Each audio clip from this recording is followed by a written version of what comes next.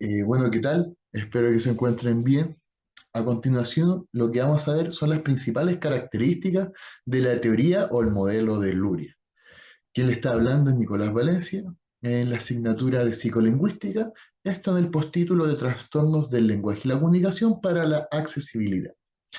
Antes de comenzar con las características principales de la teoría o el modelo de Luria, tenemos que analizar principalmente al compositor de esta gran orquesta, el ideólogo de estos pensamientos. ¿Quién es Alexander Luria? ¿Ok? Alexander Luria vivió en este planeta Tierra, al igual que nosotros, desde el año 1902 hasta el año 1977. Esto quiere decir en el siglo XX. Nace un 16 de julio en la ciudad de Kazán, en Rusia, y fallece el 14 de agosto en Moscú. Pero al fallecer en el año 1977, él no muere en Rusia, sino que en la Unión Soviética. Es importante tener en cuenta esa diferencia, ya que la Unión Soviética se funda a principios del siglo XX, en 1922, para ser más específico, y se disuelve en 1991. Así que Alexander Luria nace en Rusia y fallece en la Unión Soviética. Alexander Luria proviene de una familia acomodada, en donde tanto su padre como madre son médicos. Además, también esta familia era judía. Para ser más específico, la madre de Alexander era odontóloga, como también acá se le llama dentista. Estudió en la universidad donde él vivió, en la Universidad de Kazán y en la Universidad de Moscú, y fue influenciado por el psicoanálisis de Sigmund Freud. ¿Ok? El psicoanálisis de Freud sirvió mucho para de que Alexander Luria pudiese avanzar en los análisis no solamente de la psicología, sino también de la neurociencia, y ahí desarrollar la neuropsicología.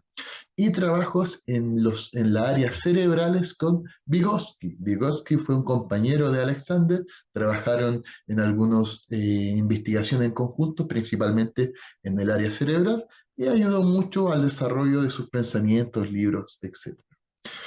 Además, obviamente, vamos a ir destacando de que aportó grandes especialidades para la neuropsicología. Desde el siglo XX hasta la actualidad, Alexander Luria sigue siendo un gran referente para la neuropsicología. Acá se menciona la Revolución Rusa, la Segunda Guerra Mundial y la Guerra Fría. Y además de que Alexander Luria también vivió la Primera Guerra Mundial, esto influye principalmente en la vida de Alexander Luria, enfocándonos más en la Segunda Guerra Mundial y en la Guerra Fría. ¿Por qué? Porque en la Segunda Guerra Mundial y en la Guerra Fría muchos soldados soviéticos llegaron con muchas damnificaciones o trastornos en el cerebro, porque obviamente estas áreas habían sido dañadas. Y esto sirvió en parte para los estudios de, obviamente, las áreas del cerebro, ya que estaban damnificadas, dañadas por las guerras, los combates. No vamos a decir de que netamente Alexander Luria estudió a soldados de la Segunda Guerra Mundial o de la Guerra Fría, pero sí, obviamente, tuvo intervención y ayudó al desarrollo de sus pensamientos en la neuropsicología. Después de estos datos relevantes de, el autor de la obra, en este caso el modelo o la teoría de Luria, vamos a ir particularmente a qué es, en qué consiste. Y principalmente, disculpen, son estudios basados en el lenguaje y en el cerebro, que son los dos conceptos que va a estudiar Luria, que para él es un sistema interactivo y de carácter holístico. Sistema interactivo, carácter holístico. ¿Qué quiere decir esto? Primero vamos a analizar el concepto de sistema interactivo, donde los distintos subcomponentes del cerebro trabajan de manera colaborativa, es decir, que cada uno se ayuda de manera mutua. Si bien es cierto de que cada área o subcomponente del cerebro tiene su función predominante, principal, particular, estos funcionan de manera colaborativa ayudándose a través de sus diferentes localizaciones. Eso quiere decir el sistema interactivo de que los subcomponentes trabajan de manera colaborativa. Así de simple. Por otro lado, el carácter holístico busca analizar un sistema y las propiedades particularmente de una manera general, es decir, como un todo. Y es donde nos podemos entender de que el sistema colaborativo, interactivo, mejor dicho, tiene relación con el carácter holístico, ya que cada uno de los subcomponentes del cerebro, si bien es cierto que tiene su función particular, funcionan de manera colaborativa. Y para comprenderlos hay que estudiarlos como un todo. Bueno, Alexander Luria también nos muestra o nos da a entender de que hay distintas unidades funcionales en el cerebro, las cuales divide en tres. Primero, la unidad funcional uno, que es la unidad situada en el tronco cerebral y el tálamo. ¿Ok?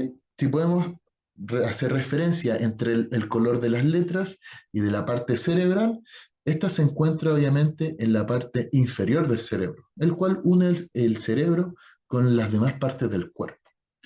Por otro lado, tenemos la unidad funcional 2, que está localizada en la parte posterior a la fisura central del cerebro.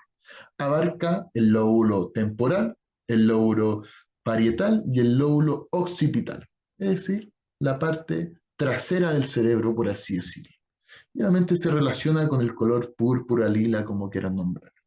Y por último tenemos la tercera unidad funcional de la teoría de Luria o del cerebro propiamente tal, que está ubicada en el lóbulo frontal, es decir, en la parte delantera del cerebro. Y obviamente se relaciona con el color verde. Esta es una simbología, por así decirlo, para que usted logre ubicarse en dónde se encuentra cada unidad funcional según la teoría o modelo de Luria. Así que vamos a empezar a analizar cada una de estas unidades funcionales. En primer lugar tenemos la unidad 1, obviamente, que vuelvo a repetir, se encuentra situada en el tronco cerebral y el tálamo. En esta parte se encarga de la regularización del tono y del estado de vigilia. ¿Qué quiere decir el estado de vigilia? El estado de activación del ser humano con el medio ambiente. ¿Qué tan relacionado y atento estoy al medio ambiente? Es muy importante que se sepa eso. Y está asociado también con los núcleos de información reticular. La información reticular principalmente se guarda en el tallo cerebral. Obviamente todo esto relacionado con la primera unidad funcional, tronco cerebral, tálamo. Las lesiones en esta área provocan diferentes trastornos. Primero que todo, un fallo general en la entrada de información. Esto quiere decir que si hay una lesión en la área del tronco cerebral o del tálamo, la información que llega a mi cerebro no va a ser adquirida de la manera correspondiente, ya sea con problemas, con falencias, con desvirtudes, etcétera, pero la información no va a ser entrada de la manera correspondiente para un cerebro humano. Alteraciones en el proceso de atención, de vigilia y de memoria, es decir, la atención del ser humano, la memoria del ser humano, recordar algo, pensar en algo, estar atento 100% al medio ambiente, no va a ser algo completamente eficaz para el cerebro y por ende para el ser humano. Y en los casos más graves, que puede haber una lesión en esta área, puede llegar a ser un caso o estado de coma, que vendría siendo obviamente lo más, pero lo más grave. Por otro lado, en la segunda unidad funcional, nosotros tenemos, volvemos a repetir, que está localizada en la parte trasera de la fisura central y abarca el lóbulo temporal, parietal y occipital. Está encargada de adquirir, encargada de procesar y encargada de almacenar la información que obviamente el ser humano adquiere, tanto de manera interna como de manera externa. ¿Ok? Recordemos entonces que el lóbulo temporal, el lóbulo parietal y el lóbulo occipital se encargan de adquirir, procesar y almacenar toda la información que nosotros adquirimos de nuestro entorno y de manera interna. Esta información es transportada hacia el interior del sistema nervioso y así obviamente el sistema nervioso puede adquirir la información y transmitirla a las demás partes del cuerpo humano, lo cual es muy importante. Para destacar también, una lesión en esta área puede provocar un trastorno sensorial, perceptivo o cognitivo. Es posible que nosotros no podamos sentir, obviamente, de manera eficiente las cosas que pueden pasar, ya sea con el tacto, de manera visual, de manera auditiva, etcétera.